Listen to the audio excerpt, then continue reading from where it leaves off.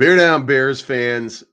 This is one of those moments where you start to put the pieces together and you start to realize that what you're looking at on the field is suddenly becoming a lot greater than the sum of its parts. The parts, we like a lot of these pieces, and we're finding new pieces that are fitting in way better than some of the previous pieces. And we're now seeing the surge in the Chicago Bears early in this season. Now, look, we can't take back two losses. Those are probably, in my opinion, one of them a bad loss.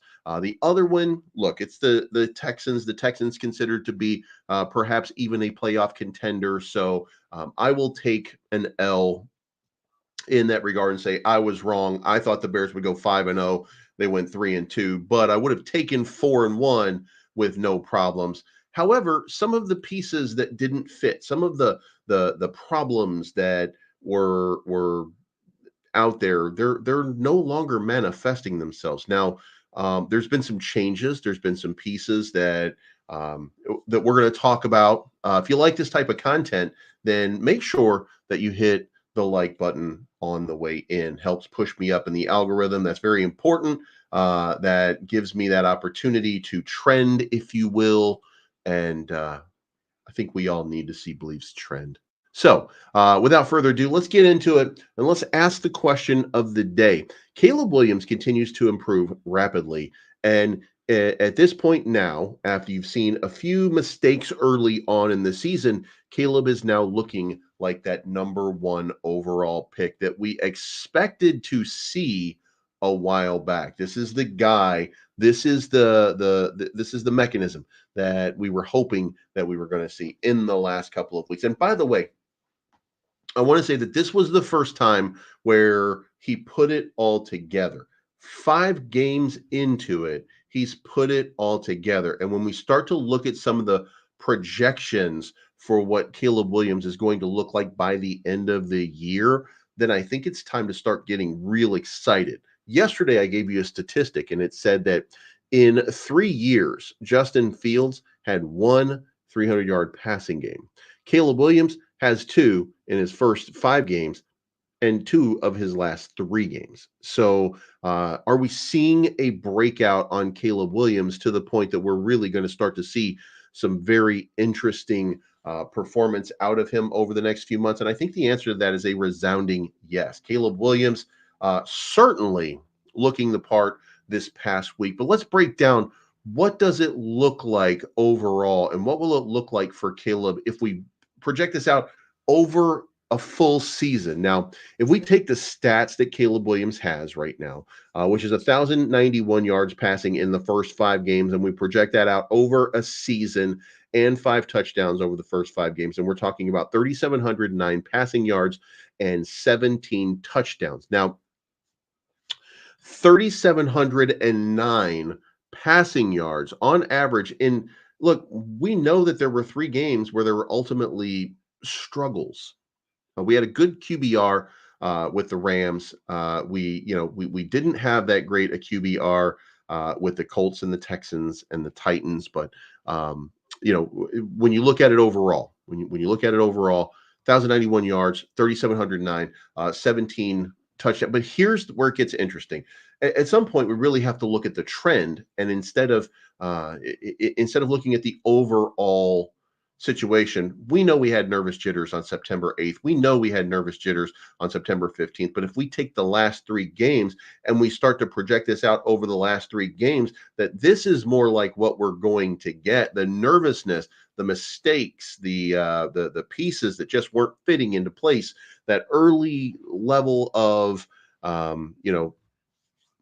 adaptation to the NFL, that's over with, right? Now, and by the way, this does not mean that it's smooth sailing from here. Caleb is still a rookie. He's going to make rookie mistakes. Rome Odunze, still a rookie, going to make rookie mistakes. However, if we project out what we see in the last 3 games, which were accomplished games, once we kind of, once he got a touchdown under his belt, once we started to see him moving into this offense and starting to learn and starting to develop and starting to have a little more anticipation. Once we saw that switch, if we look at The next that's the last 3 games, which I think is a clearer projection or a clearer estimation of what Caleb Williams would be capable of over the course of this year, and we take those as the statistics, and then we play that out over the end of the year, then what we come up with is 4,387 passing yards and 26 touchdowns, which seems more in line with what the expectation is with Caleb Williams in this first season. Now, it should be noted that the number one overall passing yards for the Chicago Bears at this point, 3,838 from Eric Kramer in 1995, followed by Jay Cutler in second, third, fourth, and fifth, with his high being 3,812. By the way, if we just kind of break this down, Caleb Williams is projected to be third with just the average statistical level that we've seen for the first 5 games. But if we really again focus in on the last 3 games and say that now he understands and he's gotten a little bit of this of this offense and he's got a little bit more understanding, um, then this is going to be the year where I think we end up seeing Caleb Williams. And by the way, this does mean that Caleb Williams could also break the touchdown record because in the event that he does get close to 26, let's remember the record is also Eric Kramer with 29. Number 2 is Jay Cutler at 28, tied with Sid Luckman, and Jay Cutler in third and fourth place with 27. Mitchell Trubisky with 24. So that's it. That's all we have to do. You get a 4 touchdown game, you get a 3 touchdown game going into the next little stretch here, then anything is possible that you see through Caleb Williams through the end of this year as the Bears continue to look the part. So, guys, I just want to say that when you start to analyze what Caleb Williams is doing, then you really start to see that he is breaking down these defenses better than he was before. The concerns, the concerns. Um, the offensive line has started to coalesce and come together, and we're going to talk about that in just a moment. But when he has more time to throw, then you're seeing him find and make very good reads. Is he making the best read possible every single time? Absolutely not. Absolutely not. He's still not comfortable in it. And if you want a breakdown of that, I'm going to show you where to go to get the full breakdown of that. I am not doing that because I'm tired of fighting with the NFL over using their stuff. But if you want to, go see Tim Jenkins. There is a link down below, and he does a breakdown of the top 14 plays from Caleb Williams for this past game. This one that you're seeing right here is, and you notice this route being run by Keenan Allen right here, this little squiggle that he's showing on the screen. This is showing you the very first play of the game where the Bears got started, and um, uh, and this was Caleb Williams almost threw his first interception on his first play of the game. And then after this, it was all uphill. It was all downhill from here because a couple plays later, this is the DJ Moore play. And this is the kind of things that the Tim Jenkins is breaking down is you can see up there at the top of the route around the 40-yard line. That's where DJ Moore comes into play. DJ Moore runs across the field. Across the middle of the field. That's where Caleb hits him, and that's their first touchdown. And if you want to go check this out, I would encourage you to go check it out because he does a good job of laying out exactly what should be in each one of the reads, and you can see some really interesting things. And Oxy Brodone bringing up something important. Depending on which camera angle you watch, you can see Caleb smile when he looks off the safety on Moore's second TD catch. In fact, what you see is you see him focusing on the right side of the field, and as soon as the safety broke to that side of the field, Caleb turned, adjusted his feet, and threw a perfect ball to DJ Moore that the safety just got tricked out of. That's something that you didn't see from Caleb Williams before. And the reason you didn't see that, by the way, was protection. The protection held up very well. And I also want to say, if you go back here and we look at these 2 plays, let's start off at the very beginning right here. Within 10 yards is the number that we're looking at, right? This one, you see that the box is not exactly stacked. Okay. If you remember, in the first couple of games that we were looking at and we were analyzing, then you would see that there was the defenses were stacked in the box because they knew that the Bears would be running the ball, and they were not worried about at this point. Nobody's worried about Caleb Williams going crazy and beating them. Well, because he started to make plays, guess what? The Jaguars had to back off the line of scrimmage because it's no longer about the run game for the Chicago Bears. It's about that passing game and how dangerous Caleb is becoming as he's starting to find his guys. So guess what? In these samples of plays, what are you seeing? You're seeing you're seeing that they're backed off of the line.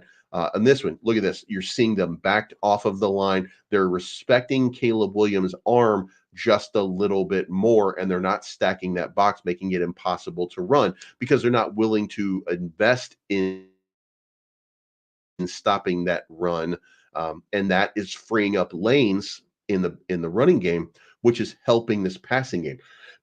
And you see this over and over and over again through the entire game. And remember, this is one of the problems early on is that you couldn't get the rushing game going in order to set up the passing game. So all you had to do was just drop back as you needed, and it was making it a very difficult time for the Chicago Bears to do what they needed to do, basically. So let's you know what? I am the worst at this. I'm trying my best, but there we go. Bears logos. Um, and so this is a good breakdown. This is go watch the Tim Jenkins video again. The link is in the description down below. Also, don't forget this. Hey, McFly, won't you hit the like button? What is wrong with you? What are you doing? Hit the like button. There we go. All right, so let's continue on because there's more to it that's happening right now. Number one, let's talk about Jaquan Brisker for a second. So Jaquan is going through. He's going right now through concussion protocols, so he has not traveled with the team. There is a possibility, if he clears protocols, that he will take a later flight and get to London for the game against the Jaguars. But at this point, it should be expected that there is a possibility that Jaquan Brisker will not play.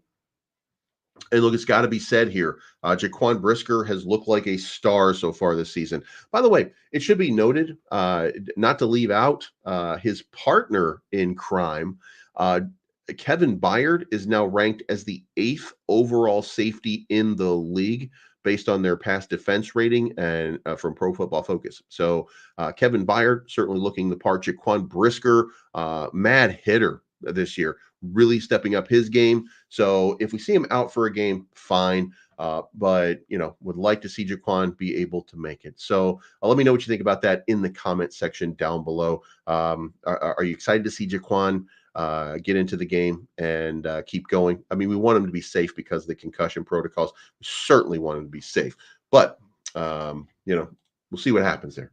Also up on tap here.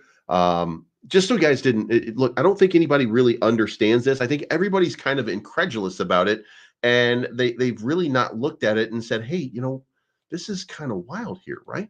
But the Bears are now the number one scoring defense since last November. So, um, it is absolutely crazy what's happening right now. We're look, guys, the defense has stepped up. The defense is the number one scoring defense in this league since November. Now, look, November, December, January, you're really talking about a cross sample of about 8 games plus what we've done so far. So 13 games. 13 games right now. The Bears are the number one scoring defense. That's a great sign that this season is going to be a special season.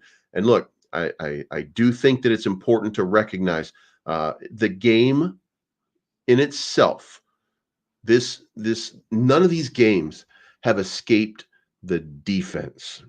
Okay.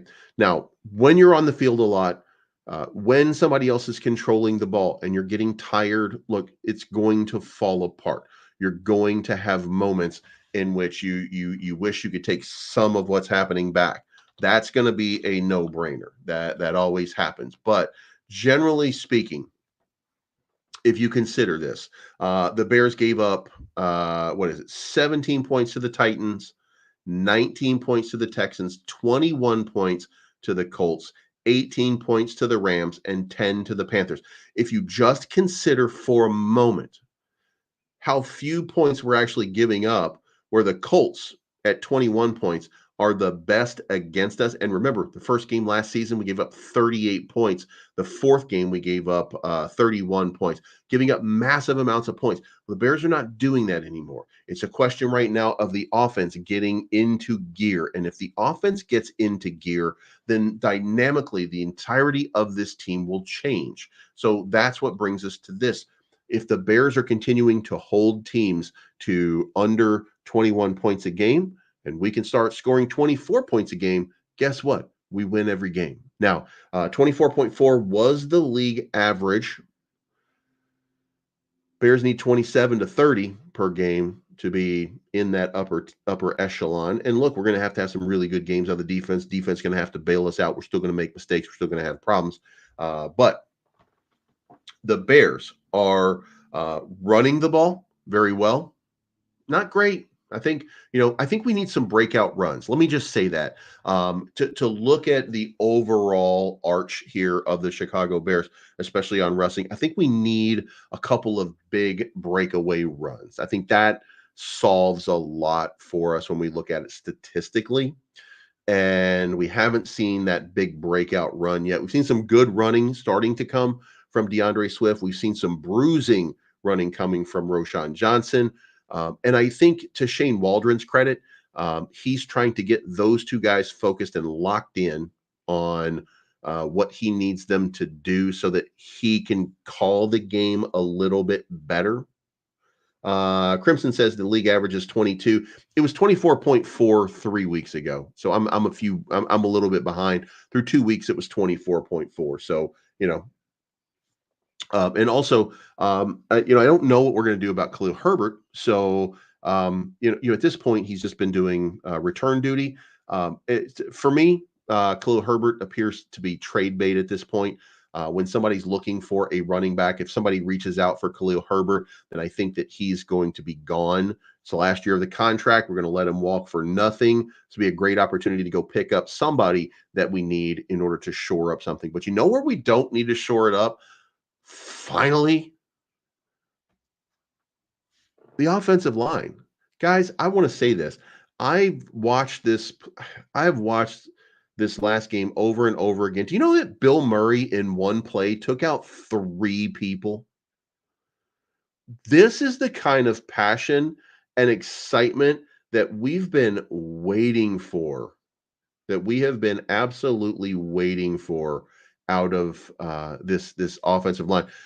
Bill Murray at guard has been just downright nasty.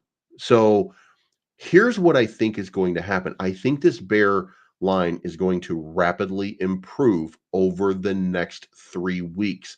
Why do I think that's going to happen? First of all, Bill Murray is limited. Okay. We should recognize that and we should know he's limited, but he's got a nasty streak. This guy is out there with a purpose and something to prove. Tevin Jenkins, watch out. Tevin Jenkins, by the way, done a serviceable job, done a good job, but Bill Murray is playing like he wants that job. Who else wants the job? Matt Pryor. Matt Pryor playing like a man possessed. There's no reason to put Nate Davis in that lineup anymore when you're getting this type of performance. And may I also add Doug Kramer, Kari Blasingame. I don't know what to say about Kari when he gets healthy and we see him back in the lineup. Are we going to go with him? Or are we going to stick with Doug Kramer? Because guys, there are a lot of people on this offensive line right now making contributions. Now, take a step back. What about Braxton Jones? Braxton Jones was pancaking people this weekend. And, we really saw this really, I think, was for Braxton Jones, probably one of those breakout games for him. Darnell Wright, I think we have, I'm hoping for the best with Darnell Wright. I think Darnell Wright has not shown that second year improvement that we were looking for early on. But hey, this whole line came together, did a great job. Now, the one piece that was, the one that we didn't like, Coleman Shelton. He didn't show up the first couple games, but you know what? Now he's redeeming himself very well on this line and making plays. In fact, there's a play that I was watching where he was down the field, just knocking wide receivers out on a run play. Like it was unbelievable. The effort that this team is getting out of this offensive line is suddenly looking a lot better. Now, the question is, how well are we going to match up with the Jaguars in this next game? Can the Bears go 4-2? And look, I think it's safe to say at this point that the Jaguars probably underperformed for this year so far. Jaguars at 1-4, struggling, trying to find their way, not really getting it all together. And so this is a great opportunity for the Bears to go out and just nail one. And what do we go after London? Right after London, we go into the break, right? And when we go into the break, what happens there? That's where we start talking about Keenan Allen. So I think that is the right, though, right? The Bears have a game after this. Let me go look at the schedule here. I'm pretty sure we have a bye week coming into this. Yeah, we're heading into the Jaguars. After the Jaguars, it's a bye week, and then we go into the Commanders. By the way, looking really good. Caleb Williams looked bad in comparison to Jaden Daniels. I think we can all kind of agree, and I think that we can recognize that the Commanders did a great job with Jaden Daniels in the beginning of getting him exactly what he needed, getting him in position to make plays that he needed to make. And after those first couple of games, I don't want to say that he's looked pedestrian, but he wasn't as super sharp in the last couple of games as he was in the first few games. So suddenly, he went from he went from having like 56% completion ratio. Now here's let me give you his completion ratio in the beginning against the New York Giants. It was 5 games. Yeah, so against Tampa Bay, 70%. Against New York Giants, 80%. Against Cincinnati, he was 91.3, and then Arizona 86.7. Well, Cleveland, they won, by the way, so I don't want to take anything away from them, but down to 56%, and we're starting to see some interceptions. We're starting to see a little bit of his play is breaking down. And by the way, it should be noted that a lot of his yardage came from a couple of very long passes that we're still waiting for Caleb Williams to kind of hit with some consistency. So the comparison is looking a little bit more favorable towards Caleb. If we have one more game of data, is Jaden getting figured out, or is he figuring out the NFL? And then Caleb Williams, is he getting figured out, or is he figuring out the NFL? So, we may be seeing a little bit of a difference when we start talking about this coming up very, very soon. But thank you so much for tuning in, guys. I appreciate you taking the time out. Make sure that you, what was it that I just said? Hey, McFly, won't you hit the like button? What is wrong with you? What are you doing? Hit the like button.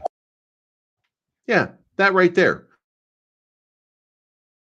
So, guys, make sure you hit the like button on your way out. Thank you so much for tuning in. Remember to bear down and F Green Bay, and also Minnesota, and also Detroit, and every one of you all.